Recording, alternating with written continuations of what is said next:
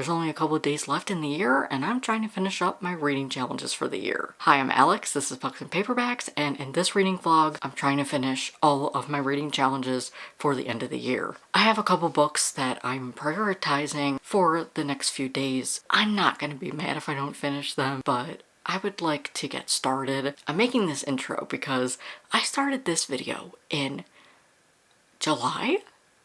So you're going to be seeing the beginning of this vlog and then the December version of this vlog. Oh my god, it's been so long and I apologize, but things just got in the way. I thought I would properly intro the vlog. Now, back to past Alex. 2024 is going so fast. I can't believe it's already July and we hit the middle of the year. I'm sure everybody is trying to catch up on their reading goals. One of my reading goals every year is challenges. I love yearly reading challenges, and one that I have been participating in the last couple years is popsugar. It's one of the most popular reading challenges out there. There are a couple challenges this year that have to do with 24. So I thought, why don't I make a reading vlog where I try to tackle some of the challenges? I thought the middle of the year would be perfect because these are all about 2024, or just have the number 24 in there somewhere. So here are the challenges that I am trying to complete. Editing me here, you're probably going to see me throughout this video because I have to cut around a lot of it just to show you the first book and only book that I completed for the 24 prompts. I did complete those throughout the year, but I only want to show you the one I completed that I actually filmed and showed my reaction for. I know I'm not making sense right now, but I will in a second. The next clip is going to say the last prompt, but it's not. It's technically the first and only prompt.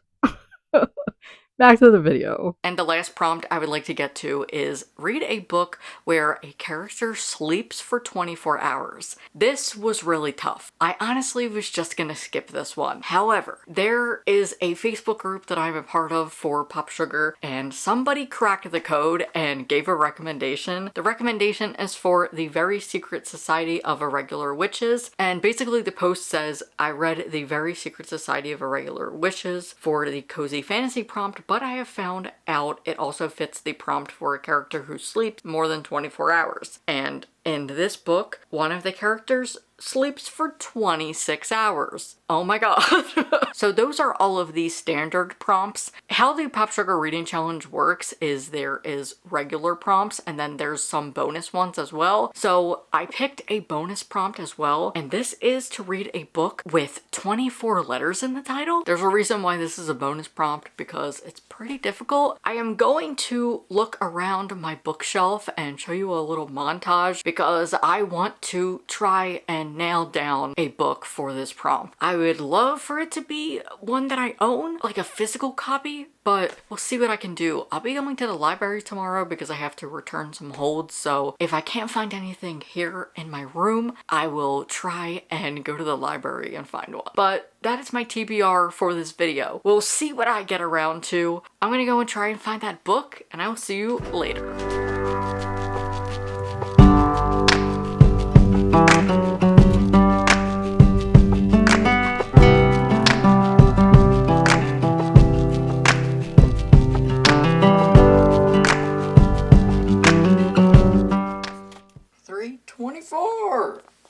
Yes! 1, 2, 3, 4, 5, 6, 7, 8, 9, 10, 11, 12, 13, 14, 15, 16, 17, 18, 19, 20, 21, 22, 23, 24. We have a winner. I didn't think this would be that easy, but thank you to my TBR cart for making it easy, and to Benjamin Dean, because I keep putting this on my TBRs and I just don't read it. So hopefully we'll get to this one as well. Hello, now I'm starting the prompt to read a book where the main character sleeps for more than 24 hours, and I started the Very Secret Society of Witches, and I believe I got 4% into the audiobook, but I always love to know what other people's thoughts are when I get into a book, so I was reading some Goodreads and Storygraph reviews, and one in particular stood out to me from my friend Audrey at Perpetual Pages. They've rated it a 2.5 star. So I went and watched their wrap-up where this book is included, and they talked a lot about some things that I haven't seen other people talk about, and I'm really glad that they brought this up. So their video will be linked down below, but essentially they talk about how this book talks about colonization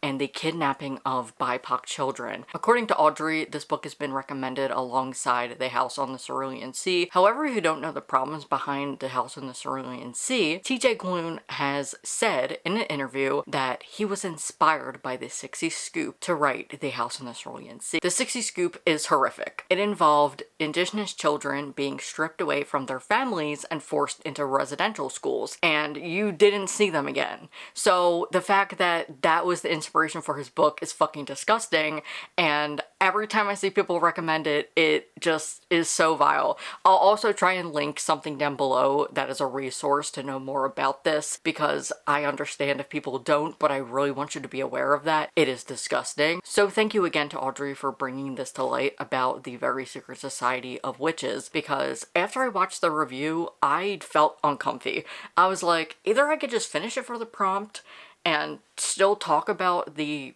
problems, and I just kept thinking about it, and I was like, this just doesn't make me want to read the book. Now, Audrey says a lot of this is in the background, but these girls are illegally taken from their homes and sent to the UK, which is colonization. And the main character has also had this happen to her, and Audrey says that there's nowhere that the author acknowledges this. It's not put there to learn from, and I just cannot go on any longer to read this book knowing that, because I feel like I'll read the book the whole time and think about it. DNF for me, and Audrey's video is down below. Definitely go and check it out if you want to know more about these claims, because I think it is super important to know this, since this book is very loved, and I'm really glad that they brought this to light. Switching gears, I was able to find another book for this challenge. I picked The Darkness Outside Us by Elliot Schaefer, and this is set in space, and it says there are two boys who wake up on a spaceship, but they don't remember the landing. They don't know why they're there, and basically one of the characters was in a coma. I'm not sure if both were. I'm just getting the perspective from one of the characters right now because I just started the audiobook, but I think that this is going to be a better choice. My friend Brianna over at For Pulse in a Book, she recommended this in June for the amazing readathon. It was one of her host favorites, so I'm excited to read this actually. Who am I getting in my sci-fi era? I love just light sci-fi. I don't think that this is going to be light, but I think I'll actually be able to understand it. As I'm reading this, all I can think about is Tony Stark, and that's mainly because there's an AI, and the AI has the voice of the main character's mom, which is so creepy. But I just keep thinking about Tony Stark and Guardians of the Galaxy. I'm like, this is Guardians of the Galaxy if it were gay. So I'm excited to read more, and I'm so glad that I was able to find a book that I could substitute for this prompt, because I was either just gonna scrap this prompt and still tell you why, but I'm glad I was able to find a book because I always like to complete my prompts. I have some plans for today. I am going to make some crumble cookies I saw on TikTok made with dollar store ingredients, and I also am going to go pick up my new glasses. I ordered 2 pairs of glasses. One is sunglasses, which I'm so excited because I have not had sunglasses probably in over 10 years, because I used to wear contacts, but my eyes got dried out, so I couldn't wear them anymore. And whenever I would wear contacts, that's how I would wear glasses. I forgot that I could get prescription sunglasses, and I kept telling myself I would get them, but now we're here.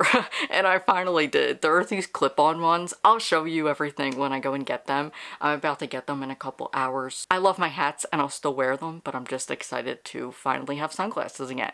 So I will see you later with new glasses and hopefully some cookies.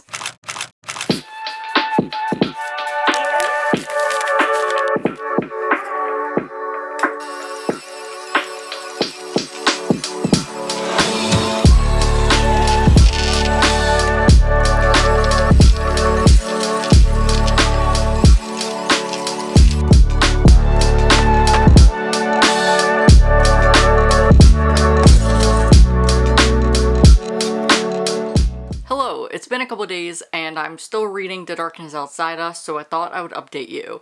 I'm reading the audiobook on Everand and it does not tell me percentages, but I was able to get the ebook from Libby, so I downloaded that on my Kindle and it says I'm about 23% in. I stopped there, and last night I was watching Brianna's Reading Sprints, who recommended this book. It's one of her favorite books. She's read it about 3 times now. And she said, I have the audio on Everand, which doesn't tell me percentage. You'll know. Like, trust me, you'll know. You'll be like, how are you going to continue the rest of the book after what just happened? Mm-hmm. Is this a book that I need to read? Is this a good book? Oh, yeah. Okay. I didn't know if it was like a good thing or a bad thing that happened at this moment. So I was like, I mean, it's not a good thing, but like... It's not a good no. So I thought that I would document myself reading that before I get into some work for the day. So, story time. I don't know how this video is going to play out, but I had tried 3 different times to get to the part, and I had my trusty guide in my friend Margaret, who has also read this book, and every single time I thought that I was at the part, I was indeed not. So let's just fast forward to me actually getting it, because I swear I have filmed this 3 other times and each time it was not it. But I can promise you this was the time. For context, I filmed myself earlier because I was told something happens at the 30% mark. I got there and nothing happened that was significant enough. So I touched base with my friends who have read it and they said, I'm not going to see this coming. It is way bigger than what happened. So I'm gonna go read and I will come back once that either happens or is almost going to happen. I definitely just got to the part because holy shit, oh my god, this is so creepy. This is a sci-fi mystery and I think I love that.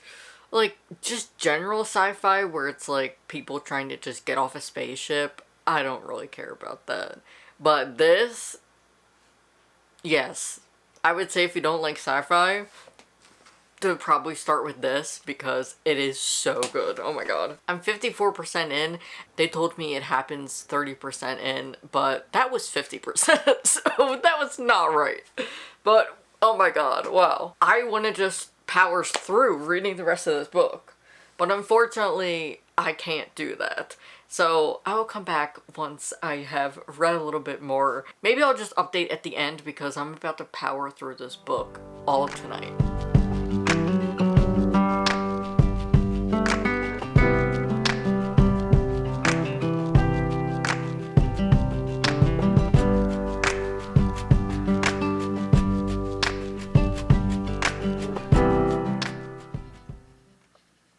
Oh my god. What the hell?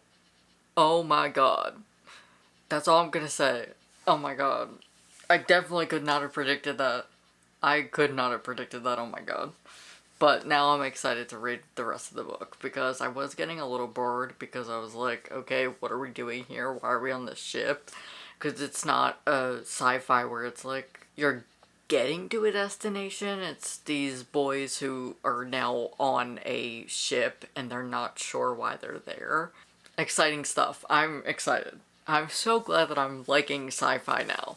And I feel like too, queer sci-fi probably hits different, but it's also the fact that this isn't heavy sci-fi, but I'm enjoying myself so much, and I'm so happy. Hi, today is my lounging Saturday, which is why I'm still in my pajamas, but I have been lounging, and I finished The Darkness Outside Us, and I want to tell you about it. I really enjoyed it. This is so interesting. It is a sci-fi thriller set on a spaceship, following 2 guys, Ambrose and Kodiak, and they are on this spaceship. They have no idea why, and there's an AI named OS who has the voice of Ambrose's mother. Basically, OS tells them that they are on this mission to save Ambrose's sister Minerva. I'm going to be so vague while I'm describing this because I just think it's a book you need to experience, and I don't want to spoil you for it if you're interested in it, but just take my word for it that I enjoyed it, and I am not somebody who reads sci-fi books a lot, besides the fact that I have read sci-fi over the last 2 months.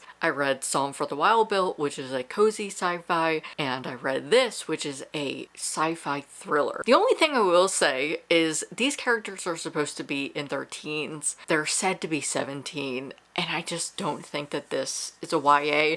If it is, it's more for like upper YA. I would recommend this to like 11th and 12th graders rather than like freshmen in high school. But I guess it also depends what their reading level is. I think this can be mature for younger teens, but I would stick in the like 16 and up categories.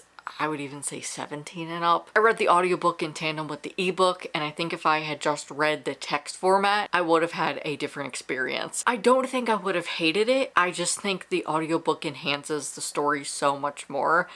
This is narrated by James Foey, so we have a solo narrator, and he crushed it. He did such a great job nailing the characters' voices, especially that we have an AI and then 2 male voices.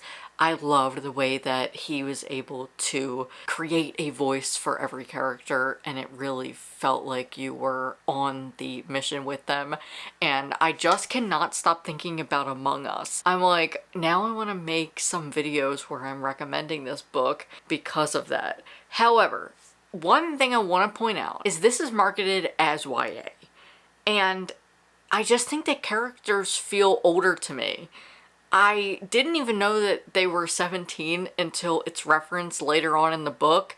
If I would have never known that, I really would have thought that they were like 25.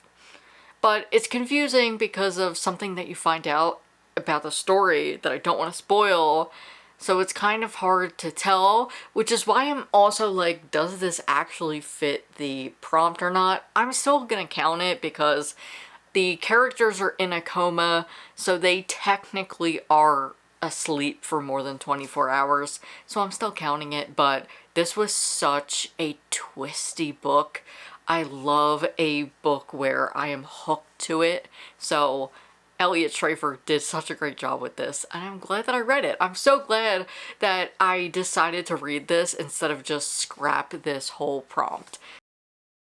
Hello, it is December 29th, and I only have a couple days left to read. I am going to be reading a couple books to finish up my reading goals, so I'm gonna tell you about them. I had an ambitious TBR, but I have since narrowed it down to at least 2 books. I need to finish Buzzwordathon. The prompt I have left is Only. I'm reading Rana, Joon, and the One and Only Now by Shida Etot. This is a hidden gem. It only has 90 reviews on Goodreads. I cannot believe nobody knows about this. It came out in 2023, and I'm just happy that I'm able to give it a spotlight because I'm really enjoying it. It is about a girl named Rana Joon. She's queer, but in the closet. She's Iranian American, and her best friend Louis recently died unexpectedly in a car accident, and she is flooded with grief. I'm a sucker for books about grief, and I'm loving the way it's done here. It's been a year since Louis died, and Rana is still dealing with the aftermath and grief. I love the way it's being written, just the descriptions about grief. Specifically, she is confused why nobody is feeling the same thing she is, and she is dealing with some people being like, just get over it. But Louis was her best friend, so to honor him, she's decided to enter a rap battle competition that he wanted to enter. The only problem is she is terrified of public speaking, so much so that when the teacher calls on her in class, she freezes up. There was just a scene where she is telling her friend this, and her friend's like, you literally write me note cards so I can talk in class for you. So I'm really curious to see how her character development goes. One of my all-time favorite books is On the Come Up by Angie Thomas, so I'm really glad to have a queer book that has these same vibes. Obviously, there are two different books, but I like what is happening in this book so far. However, there is a lot of fat phobia from her mother, so do look out for that if you are interested in reading this book. But so far, I'm really enjoying it, and I'm glad that I found this hidden gem. Next, I wanted to finish up ReadQueerly, which is a reading challenge created by my friend Alex at Obscure Pages over on Instagram, and I just had to fill out the prompt dragon. I'm not going to get the rest because I don't have a pirate book or a fairy book that I can read at the minute, and I'm just going to be done with that challenge. I've done a lot for that. Basically, this is ReadQueerly, where all of the prompts you have to read a queer book for.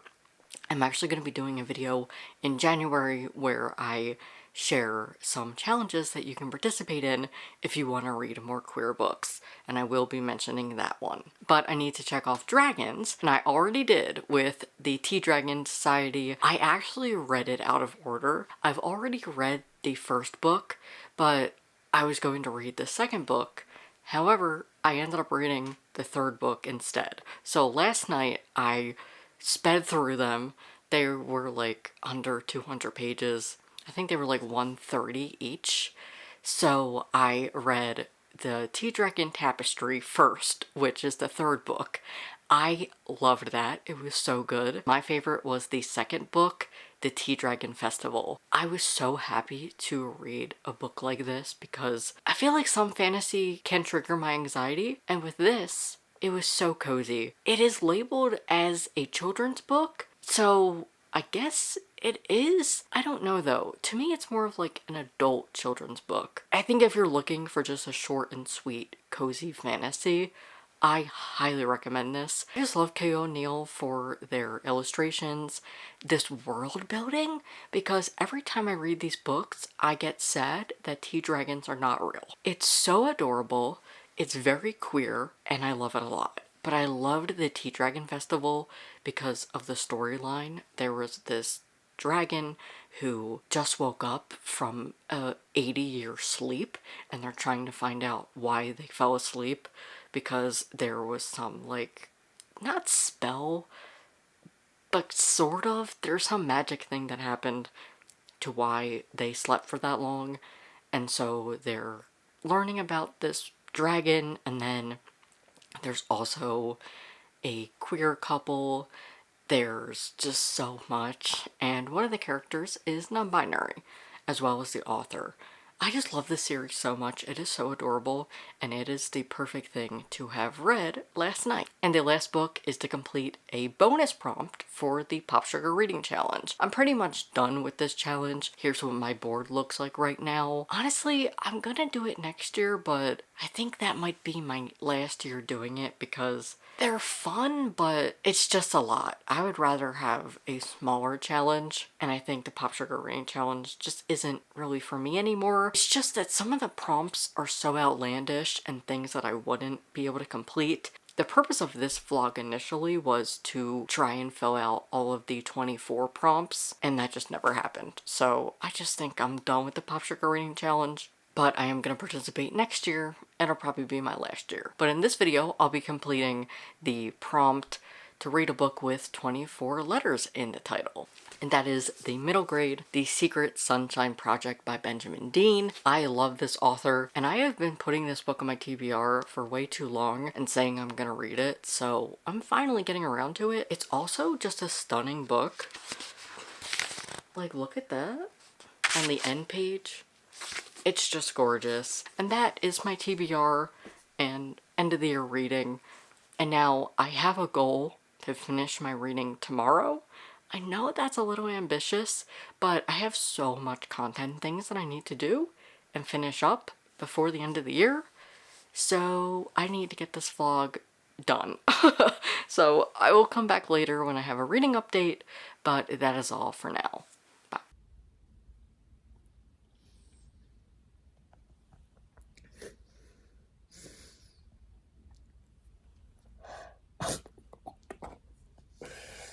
You know what, I was thinking about my ins and outs for 2025, and it's crying at books. I want happy books. No more sad books. I can't handle it anymore. So, sad books are out, okay? And happy books are in for 2025 because this isn't hitting me like, here we go again, hitting me. Grief is very tricky, and I'm just really enjoying the way that grief is being portrayed in this and written about. But what just happened is her favorite artist, Tupac, passes away. And it's very relatable and a different type of grief when somebody you admired and impacted your life in some way through music and any type of art has passed away unexpectedly. That is such a different type of grief. And oh boy. Oh my god, didn't want to think about that today. I didn't want to think about that today. Oh boy. But I'm 97% left. I just wanted to update you because you know what? If I'm crying at a book, you have to pick up the camera. Hi, I finished up Rana, Joon, and the One and Only Now, and I'm here to talk about it. This was such a hidden gem. It's a messy book about an Iranian-American lesbian teenage girl who loses her friend, and she is trying to figure out how to move on without him. It's her first time grieving someone unexpectedly. Her grandfather passed away, but this is such a different form of grief. I'm somebody who loves to read books about grief, and I thought this one was so well done. I liked that it talked about all the stages of grief. It is spanning over a year since Louis died. He unexpectedly died in a car accident, which is very graphic, I will tell you. It's the first page. I think you can skip that part, honestly. I probably should have, but it was very intense. So he unexpectedly dies, and Rana is just not sure what to do. What do you do after your best friend dies? But throughout the course of the book, she learns she didn't know everything about Louis. But I will say one thing that irked me is the whole reasoning behind his death had to do with his mental illness and taking medication. And to me, it felt like the off their meds trope. And that rubbed me the wrong way. I really didn't like that. I would have liked to see that maybe expanded more, maybe some flashbacks and learning about Louis, because we're only learning about Louis from Rana's perspective, and through his brother, Rana is learning that Louis is not who she thought, and his death, they're still uncertain of what happened, but the gist is that he went to see his dad for the first time and it didn't go well, and he didn't have his medication. He was off his antidepressants. I have a little bit of a problem with that, but overall, I thought it was such a great book.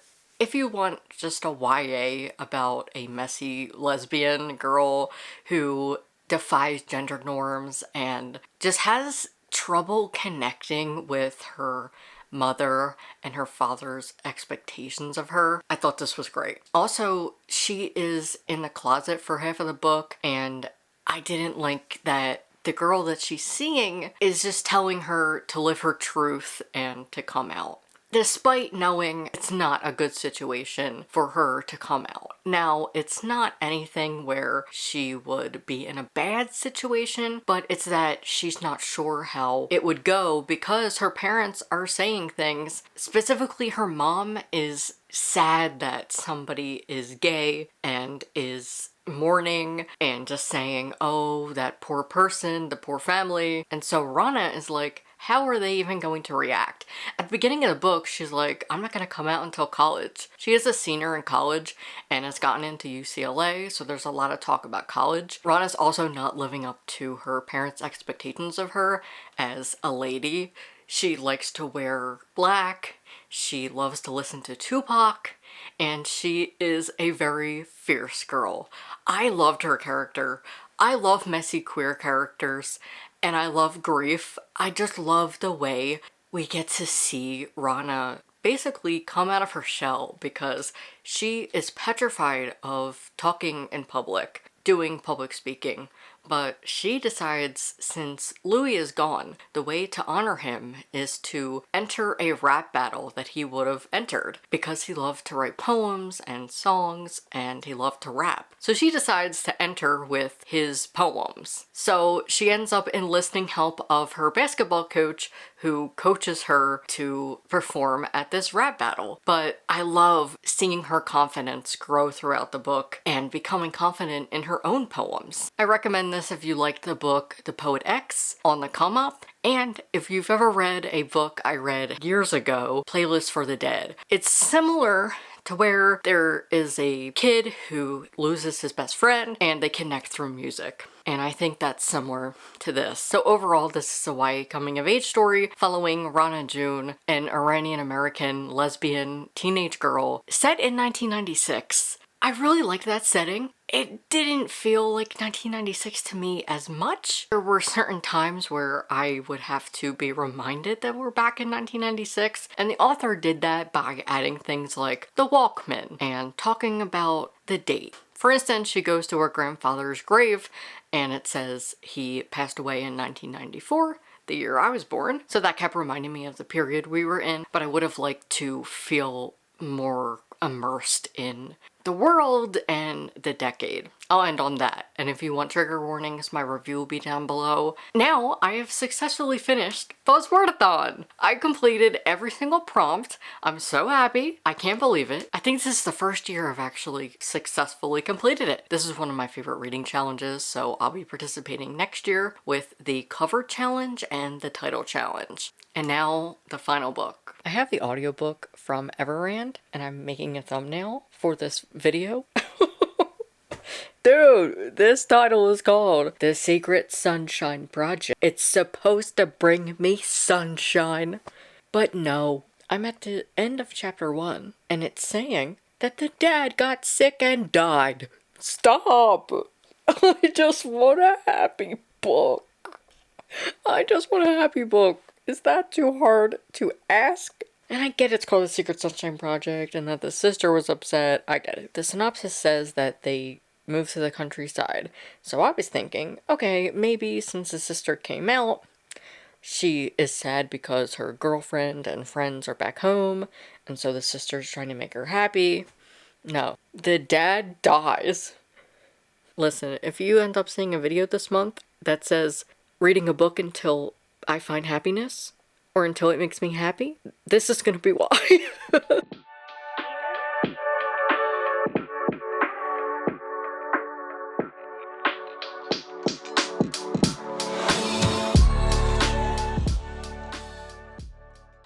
And with that, the 2024 season has come to an end. I finished up The Secret Sunshine Project, and this was the best read to close out the year. It was both sad and happy. It's basically about this girl, B, who sees that her sister is sad and grieving their father, and the last time she was happy is when they all went to London Pride as a family, so B and her friends decide to bring Pride to the countryside where they all are in this little village. But this evil woman named Rita doesn't want it to happen. She does a summer fete every year and she doesn't want it to interfere. She is a bitter woman who wants everything to be about her in this village. Nobody wants this summer fete to happen. They just don't like her because she's really mean and not a great person. She has some bigoted views you can see, but I do like that it wasn't very explicit. You just learn this in the background and from her son, Norman, who is a drag queen. So basically a drag queen comes to the village and helps them create Pride, and it was just so cute. I really enjoyed it. And of course, I love Benjamin Dean. This was such a great end to the year. And that is the vlog. Thank you so much for your support this year. I cannot wait for 2025. If you want to support me further this year, I have a Patreon. There are free and paid options. I have a whole video talking about it, so that'll be linked down below. Thank you to my top patrons for their support. And if you want to support this video further, give it a like and leave a comment. Let me know what your last book of the year was. If you want more content, here's my last video, and you can subscribe here. Thanks so much for watching. I hope you all have a wonderful year, and I cannot wait to see what this year brings. Hopefully it's some good books and some good content.